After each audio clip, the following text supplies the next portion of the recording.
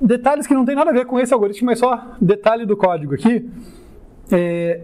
Para ficar mais fácil de mostrar para vocês, às vezes a gente quer executar o código e tal, eu tenho usado essa variável debug aqui, que ajuda a gente a definir o variável entre aspas, tá? É um define aqui, tá? Mas eu tenho usado esse alias aqui, esse debug, para definir o quão prolixo eu quero que seja o que sai do meu código.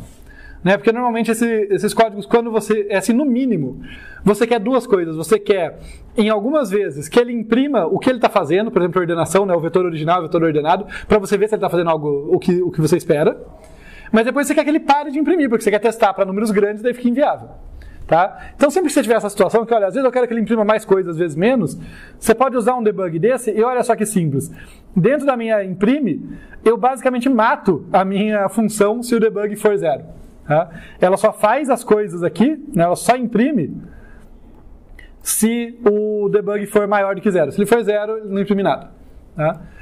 Então isso é só detalhezinho, tipo, cada um tem suas maneiras de implementar, é só uma sugestão de como organizar a depuração e tal, porque às vezes eu mesmo esqueço de fazer isso, e daí fica um tal de comenta print, descomenta print, comenta print, descomenta print. É mais fácil você fazer isso, e daí você só muda o debug, tá? Mas agora indo para a parte que realmente nos interessa, ó. Ordenação digital aqui, tá? É o Radic Sort, tá? É especificamente o LSD Radic Sort, mas que está lidando especificamente com chaves que são strings. Então ela está ordenando caractere a caractere, e eu chamei de ou dígito a dígito, né? Eu estou chamando de ordenação digital aqui, mas é o LSD Radic Sort.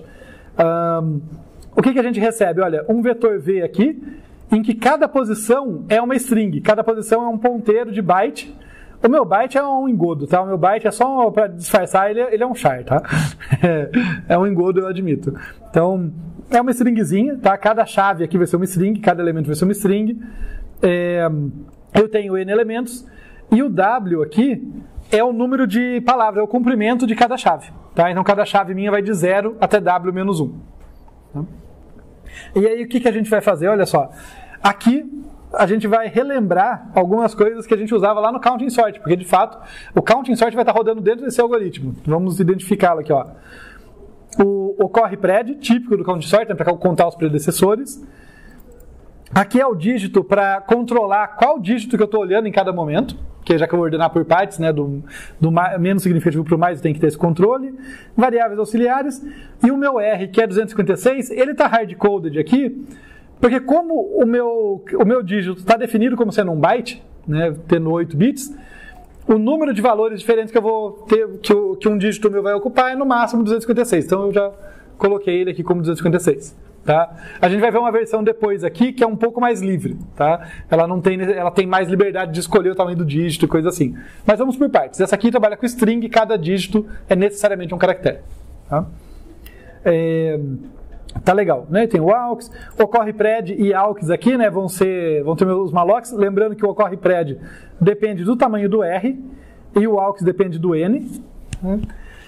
E um detalhe, olha só, se vocês voltarem lá na aula do Counting Sort, vocês vão ver que eu sempre alocava proporcional ao R. Eu estou alocando proporcional a R mais 1 aqui, porque eu vou ter aquele macete para economizar a memória, né? Lá eu usava 2 vetores, um para guardar número de ocorrências do valor e outro para guardar número de predecessores, de ocorrências dos predecessores daquele valor. Aqui eu tenho um vetor só que vai fazer as duas funções. Tá? E não é porque ele tem o dobro do tamanho, não. É porque ele muda de significado no meio do algoritmo. Foi o que eu falei, que tem uma explicação mais detalhada em vídeo, mas eu vou chamar a atenção para isso no momento que isso acontece aqui no código. Beleza, feito esse preâmbulo, agora vamos para a parte que interessa. Ó. Eu vou fechar esse for aqui só para vocês verem a estrutura principal do nosso algoritmo. Ó. É isso. Esse for é o Radic Sort, o LSD Radic Sort. Ele vai ordenar baseado no dígito, né, do dígito mais significativo, do menos significativo, perdão, né, com maior índice, até o mais significativo, uma iteração por vez. É isso que ele faz, tá? É importante a gente saber ver um código por camadas, né? Então, por mais bobo que seja, eu estou chamando atenção para isso. Olha, é isso que ele está fazendo. Ele está ordenando, olhando para um dígito por vez apenas. Começando no dígito com maior índice, que tem menos importância, é o menos significativo, e chegando até no de menor índice. O que está rodando aqui dentro? Um Counting Sort. Tá? É isso. E é aquilo que eu já comentei com vocês. Podia ser outra coisa? Podia. Mas o Counting Sort é o algoritmo estável mais eficiente que eu conheço para quando as chaves são inteiros pequenos. E nesse caso, as chaves são inteiros pequenos por definição, porque eu decidi quebrar a chave e tratar um dígito por cada vez. Então não interessa quão grande seja a chave como um todo, eu vou tratar um dígito por vez. As chaves que eu vou olhar em cada iteração é o dígito, não é a chave inteira. Tá? Pode perguntar. Eu usando só para caracterizar, se eu posso colocar o R com 128? Eu não tenho certeza. Eu acho que é possível. Me recorda se eu estou falando que eu estou em dúvida. Depois do 128, do 128 para cima, não tem nada que eu precise. Tanto que o char ele tem números negativos, o char pode ser negativo, mas o TF8 ele usa, acho que os valores negativos ou como se fosse uma silent char. Tá, então provavelmente você pode, não daria nenhum problema. Uma coisa boa para testar, porque vai que tem algo que a gente não está prevendo, mas eu acho que poderia sim. Mas vamos lá, então, ó. Em cada iteração, eu vou estar olhando para um dígito por vez. O que eu estou fazendo na iteração? Serve para recapitular Counting Sort, né? Ó. Eu começo zerando o número de ocorrências de cada valor, né? Que era o que a gente já fazia no outro. Depois, o primeiro laço do Counting Sort, o segundo laço, né? O primeiro laço interessante do Counting Sort, eu vou contar o número de ocorrências de cada valor. Só que olha a sutileza aqui, ó, que é aquela diferença que eu falei. Quando eu encontro um certo valor, né, que olha, ele é dado pelo VI, pelo dígito corrente do VI, né, pelo dígito atual do VI, não é pelo VI inteiro. Eu vou guardar isso, essa ocorrência, em valor mais 1. Tá? Eu guardo deslocado. Tá? A consequência disso é que quando eu olhar para o ocorre pred numa certa posição, ele vai me dar o número de ocorrências do valor menos 1. Tá? Deslocado de 1. Tá? Então, se eu olhar lá, nesse momento do código, né, ocorre pred de 10, ele me diz quantas vezes ocorre o 9. Ok? E daí eu venho para o laço mais importante do Counting Sort. Esse é o laço em que eu vou calcular o número de ocorrências dos predecessores. Tá? E como que eu faço isso? Tá?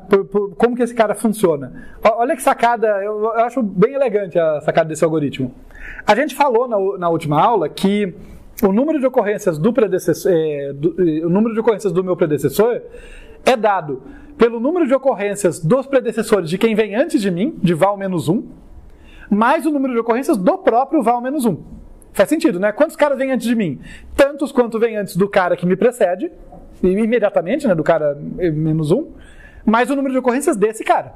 Né? Todos esses vêm antes de mim. Certo? E era exatamente essa fórmula que a gente usava no nosso Counting Sort, pelo menos no que eu acho mais didático. Só que olha que sacada boa que tiveram aqui, né? Eu já guardei o número de ocorrências de valor menos 1 em ocorre pré de valor. Já está lá o número de ocorrências do cara que vem antes de mim. Né? Então, quando eu pego aqui e faço, olha, ocorre pré de valor somado com ocorre pré de valor menos 1, eu estou pegando o número de ocorrências do predecessor, do cara que vem antes de mim, e somando com o número de ocorrências dele que já está na minha posição, já está no ocorre pré de valor. E daí eu tenho exatamente o mesmo resultado sem ter dois vetores. Tá? Só que é mais difícil de enxergar com clareza. Né? Então, assim, às vezes a gente até olha e fala, faz sentido, mas porque alguém escreveu esse código, eu quero ver você olhar e enxergar isso, sabe? Então é um bom exercício olhar e falar, faz o desenho e tal, para realmente ver que isso está correto, tá? Quando eu falo a coisa com convicção, eu gosto que vocês acreditem, né? Mas é bom que vocês acreditem desconfiando, acreditem, mas depois confere, sabe? Vê se faz sentido mesmo, tá? Porque aqui acontece uma coisa legal, o ocorre prédio ele está mudando de semântica no meio da iteração, sabe? Até valor menos 1, de valor para frente, ele está guardando o número de ocorrências de valor menos 1. De valor menos 1, inclusive, para trás, ele já foi atualizado para o número de ocorrências do predecessor. Ele muda de semântica no meio desse laço. Quando termina esse laço, ele está guardando corretamente o número de ocorrências dos predecessores. E daí a gente faz a cópia. Né? Daí eu vou passar aqui por todos os valores de n. Vejam aqui uma diferença importante, tá? Ó. O valor que eu estou usando como índice é sempre o dígito daquela chave, não é a chave inteira, né? Olha a diferença entre quem eu uso como valor e quem eu copio, tá? São duas coisas diferentes, às vezes podem coincidir, no counting sort original coincide às vezes, né? Porque eu olho para a chave inteira, mas semanticamente são duas coisas diferentes, uma coisa é a chave que eu estou considerando naquele momento, outra coisa é o elemento que eu estou considerando, tá? O valor é da chave, o cara que eu copio é o elemento. Mas beleza, dito isso, então o AUX recebe na posição indicada por ocorrepred o valor do VI. Tá? Então ele vai receber lá. E daí lembrar de incrementar o ocorrepred na posição valor, porque se tiver um outro cara com aquele mesmo valor, ele tem que ser colocado na posição subsequente, né? Senão fica sobrescrevendo. Quando termina isso aqui, tá feito, daí só tem que copiar de volta do AUX para o VI. Tudo bem, gente? Tudo isso aqui que a gente acabou de falar é basicamente revisão do counting sort com esse detalhe, né, com essa sacadinha que ele faz a mais ali, de economizar um vetor, né, de transformar o vetor que tinha o significado de número de ocorrências para número de predecessores num vetor só. Ele faz essa jogada. Mas isso aqui é counting sort. Se a gente pode pensar que o que eu estou fazendo, né, em alto nível, não está errado eu falar, olha, o que eu estou fazendo? Estou aplicando o counting sort que considera como chave o dígito corrente só de cada um dos elementos, não considera o elemento inteiro, só o dígito, do dígito indo de W-1 até 0. É isso que eu estou fazendo. A cada iteração. No final, está todo mundo ordenado, como a gente já argumentou antes, né? Eu não vou provar a corretude, mas envolve aquele variante que a gente acabou de comentar e tal. Tranquilo, gente? Pessoal, se você está salvando em valor mais o R não teria que ser maior que o 1 também? Ele é. Senão teria um errinho. Mas se você fizer assim, o valor mais 1, você só pode fazer o for inverso também. Você pode começar contando de trás. Vai estar na ordem certa no final. Eu acho que não. Não, tá certo. Qual for você está falando? Não, eu tô falando o for que coloca as chaves na ordem certa, o que vai olhando pro ocorrepred e somando depois, o que dá o valor mais.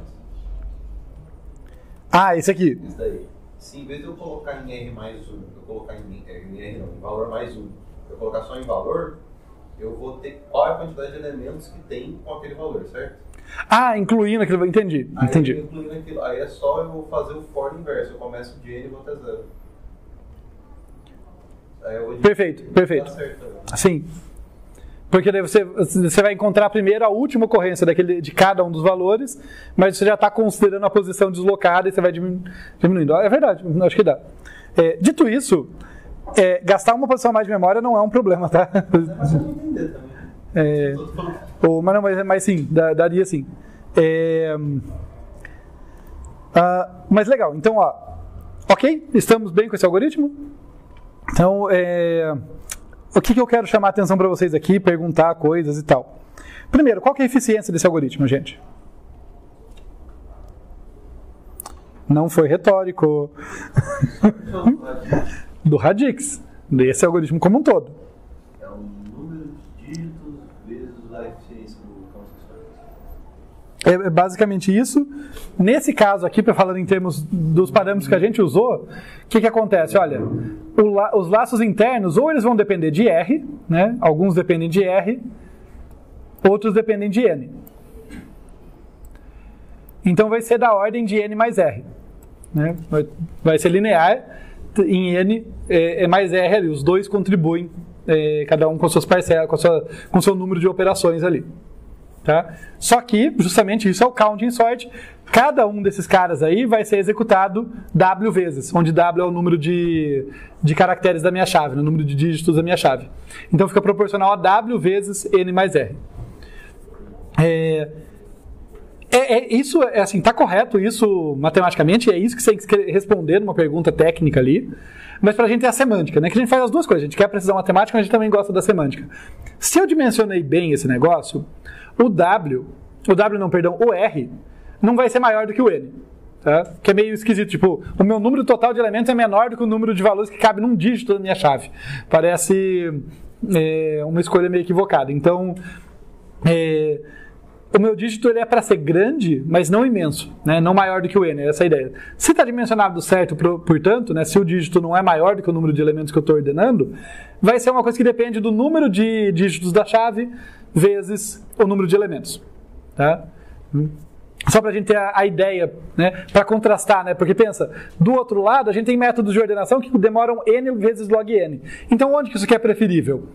É meio, falando por cima, se log n for maior do que o número de dígitos da chave.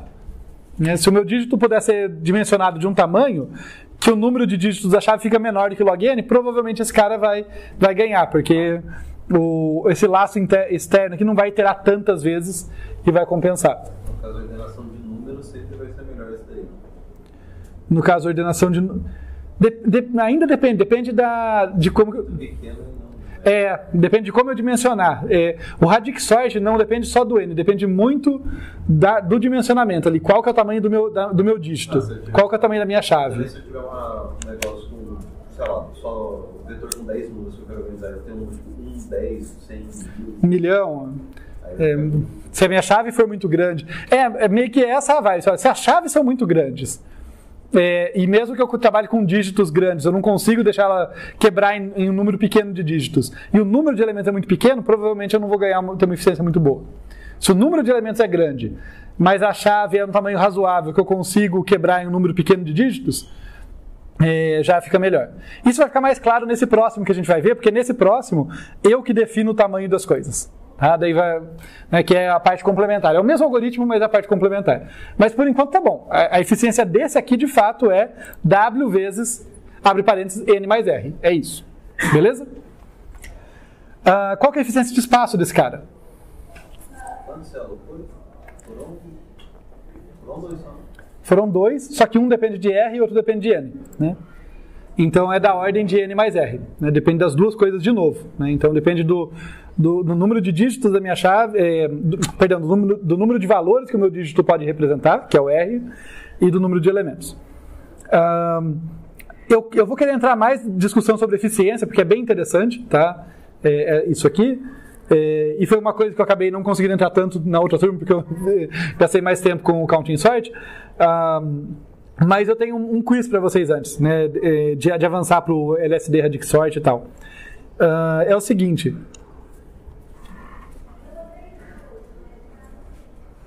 Sim! Perdão. Eu culpo o giz. Esse código ele tem um lugar aqui que eu estou desperdiçando, estou gastando umas operações meio que desnecessariamente, que é esse laço aqui. Tá? Esse código tem um certo custo que não dá para fugir, tem vários laços aqui que são essenciais para o bom funcionamento e tal, mas esse aqui está basicamente copiando toda vez de volta do AUX para o V. Vocês têm alguma sugestão de como reduzir esse desperdício de operações aí de atribuições ao copiar de volta do AUX para o V toda hora? Coloca ele no final só. Mais ou menos. Mas o que eu faço durante o negócio? Porque pensem, vou tratar o primeiro dígito. Né? Eu recebi os caras no V e eu vou ter que copiar para o AUX, porque não tem jeito, né? Esse laço aqui, ele tem que jogar para o AUX, senão se ele tentasse jogar direto para o V, ele sobrescreveria coisas, bagunçaria tudo. Então ele tem que ir tirando do V e colocando no AUX na ordem certa. Dá para você ler os dígitos de V e N, eles vão continuar na mesma ordem. Você só vai jogando, você vai lendo o dígito certo do V. Eu não entendi qual é a sugestão. Você continua ordenando do mesmo jeito, só que você vai olhando para dígitos diferentes de VI. Aí você vai reorganizando algo sempre. Não dá para usar ponteiro de ponteiro. Perdão? Ponteiro. Mas para que eu usaria ponteiro de ponteiro? Só para... Agora o vetor seu V, você mudaria para o... boa. É por aí mesmo. O negócio é o seguinte, gente, ó. Vamos falar conceitualmente, depois eu comento do ponteiro, que é um jeito de implementar isso, mas o conceito é o seguinte: não dá para simplesmente trabalhar no AUX, pegando no que você estava falando, porque eu tenho que trocar. Toda vez, se os meus dados, meus valores, estão num vetor, esse for aqui me obriga a trocar. Não é à toa que eu estou usando o AUX aqui. Por quê? Porque eu pego o cara da iésima posição, né, onde eu estou indo aqui de 0 para frente, da iésima posição, e eu copio ele para uma posição que depende do ocorre pré de valor. Então pode ser que eu estou pegando o cara da posição 0 e vou colocar na posição 542. Por quê? Porque o ocorre pré de valor dele, o número de ocorrências de predecessor dele, deu 542. E daí eu sobrescrevi o cara que está na posição 542. O meu i não chegou lá ainda. Então não dá para trabalhar com o mesmo vetor. Sempre estaria sobrescrevendo gente e faria bobagem. Tá? O único caso que não sobrescreveria a gente é se o vetor já tivesse ordenado, inclusive. Porque daí é só colocar o cara em cima dele próprio. Então, no geral, não tem como. Preciso usar o AUX. O negócio é... Não tem nada de errado se depois de uma iteração em que eu copiei a galera do V para o AUX, eu não fazer essa cópia de volta e só trocar a referência e falar, opa, nessa próxima iteração eu trato o AUX como se fosse V e copio daí e trato o V como se fosse AUX, daí inverte. Tá? Um jeito de fazer isso é trabalhar com ponteiros, né? Então, em vez de eu ter o V como um valor absoluto, o AUX como... o V é o original, o AUX é o auxiliar, eu tenho o ponteiro V1 e V2. Um aponta para um, outro aponta para o outro, e depois de cada iteração troca. É um jeito de implementar. Né? Um outro jeito de implementar é eu ficar testando se o dígito é par ou ímpar, aqui o índice do dígito, e troco o comportamento de acordo com ele ser par ou ímpar. Se você ficar trocando, é só você ver qual dos dois foi o último. Então, daí provavelmente uma variávelzinha auxiliar para saber quem foi o último, porque no final pode ser que termine com os caras no AUX, dependendo da paridade do W, pode ser que termine já automaticamente. Se o W for par, vai dar tempo de ir e voltar, vai terminar no V, tá tudo bem. Se o W for ímpar, eu tenho que fazer uma cópia no final. Né, porque naturalmente vai terminar no AUX. Mas eu não queria entrar nesses detalhes técnicos, é mais vocês terem essa ideia de que, olha, se eu estou copiando de volta toda vez, eu posso lançar mão desse recurso de mudar o significado. Ao invés de pensar em V e AUX, né, pensa em V1 e V2. Né? Só é relevante quem é o vetor original e quem é o auxiliar no começo e no final do laço, porque no começo é o cara de onde eu recebi os dados, e no final eu tenho que saber que eu libero o AUX e devolvo o V. Mas aqui dentro é origem e destino. E daí muda. A gente fez isso, olha, voltando lá atrás. Torre de Hanoi. Lembra a nossa função de torre de Hanoi? A funçãozinha recursiva, ela tinha a torre origem, a torre auxiliar e a torre destino. E mudava qual era a origem, qual era o auxiliar, qual era o destino a cada chamada. Tá? Aqui não é chamada recursiva, mas a cada iteração eu posso ir trocando quem é origem, quem é destino. Né? Posso ir trocando quem é o que está com os dados, quem é o cara que vai receber os dados. Daí só corrige no final para devolver para o cara certo. Então tem detalhezinhos técnicos, o código fica mais poluído e tal, mas é legal a gente saber que esse tipo de recurso está à mão. Não vai mudar a eficiência assintótica do código, mas evita uma cópia desnecessária. Então fica um pouquinho mais eficiente ali. Melhora a constante, né? Não vai melhorar o comportamento assintótico, mas melhora a constante. Tudo bem, gente? Estamos bem até aqui?